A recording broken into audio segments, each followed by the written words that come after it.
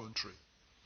As a hands-on leader who follows developments across the country every day, the President is not unmindful of the rising cost of food and how it affects the citizens.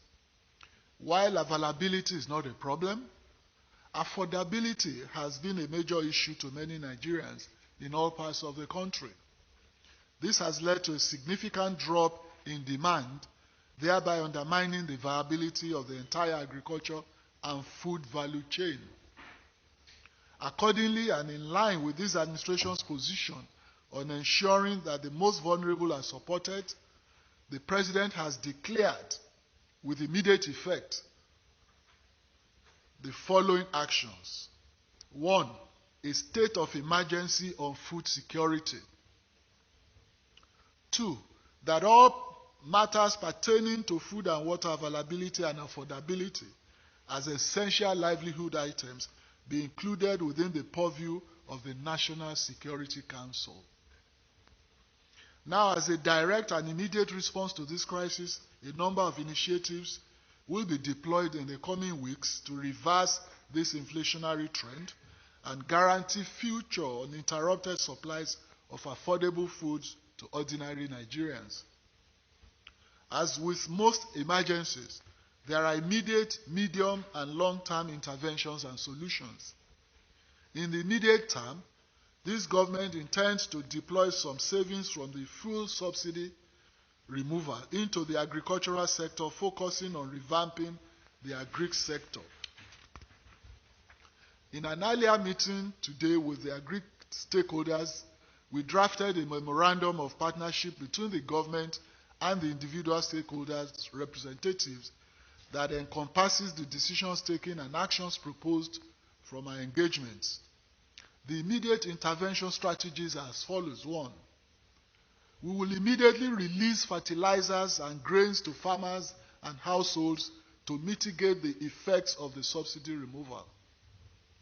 2, there will be an urgent synergy between the Ministry of Agriculture and the Ministry of Water Resources to ensure adequate irrigation of farmlands and to guarantee that food is produced all year round. As a country, Mr. President has made it clear that we can no longer be comfortable with seasonal farming. We can no longer afford to have farming downtimes. We shall create and support a national commodity exchange board that will review and continuously assess food prices as well as maintain strategic food reserve that will be used as price stabilization mechanism for critical grains and other food items. Through this board, government will moderate spikes and dips in food prices.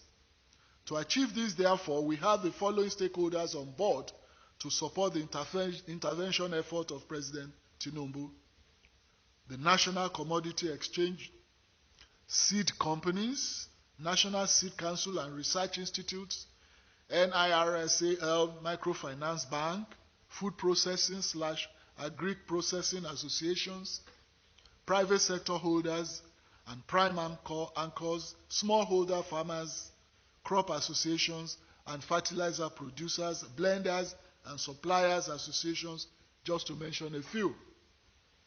We will engage a security architecture to protect the farms and the farmers so that farmers can return to the farmlands without fear of attacks. The CBN will continue to play a major role of funding the agricultural value chain. 6, activation of land banks. There is currently 500,000 hectares of already mapped land that will be used to increase availability of arable land for farming, which will immediately impact food output. Mechanization and land clearing. The government will also collaborate with mechanization companies to clear more forests and make them available for farming. 7, river basins.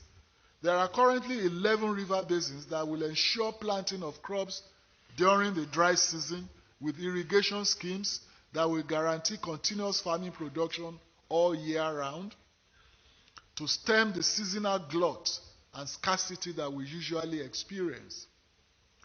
Number 8, the government will deploy concessionary capital flow funding to the sector, especially towards fertilizer, processing, mechanization, seeds, chemicals, equipment, feed, labor, etc. The concessionary funds will ensure food is always available and affordable, thereby having a direct impact on Nigeria's Human Capital Index, HCI. This administration is focused on ensuring the HCI numbers, which currently ranks as the 3rd lowest in the world, are improved for increased productivity. 9. The cost of transporting agricultural products has been a major challenge due to permits, toll gates, and other sundry costs. When the cost of moving farm produce is significantly impacted, it will immediately be passed to the consumers, which will affect the price of food. The government will explore other means of transportation, including rail and water transportation, to reduce freight costs and in turn impact the food prices downwards. As for storage, existing warehouses and tanks will be revamped to cut waste and ensure efficient preservation of food items. 10. The government will increase revenue from food and agricultural exports. As we ensure there is sufficient affordable food for the populace, we will concurrently work on stimulating the export capacity of the agri sector. 11. Trade facilitation. Transportation, storage, and export will be improved by working with the Nigerian customs that has assured us that the bottlenecks experienced in exporting and importing food items, as well as intra-city transportation through tolling, will be removed. 12. The government will change the way we have been doing livestock business, away from the archaic method to the modern way acceptable worldwide. We will establish ranches in collaboration with state government, and the federal government will pay for the land. These are some of the immediate interventions this government will put in place to tackle this food crisis. Principally, one of the major positive outcomes of these interventions will be a massive boost in employment and job creation. Indeed, agriculture already accounts for about 35.21% of employment in Nigeria, the figures of 2021. The target is to make this figure rise significantly in the long term. President Tinibu's mandate to create jobs for our teeming youth population will be achieved with between 5 to 10 million more jobs created within the value chain, working with the current 500,000 hectares of arable land and the several hundreds of thousands more farmlands to be developed in the medium term. In closing, therefore, this administration understands that food and water are the bedrock of survival, and therefore is calling on all Nigerians to partner with us in ensuring the success of this strategic intervention.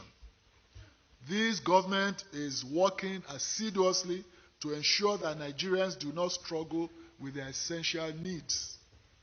President Bola Ahmed Tinibu wishes to use this medium to continue to assure Nigerians that this government will not relent in its efforts until all strategic interventions are deployed efficiently and effectively, and until every household is positively impacted.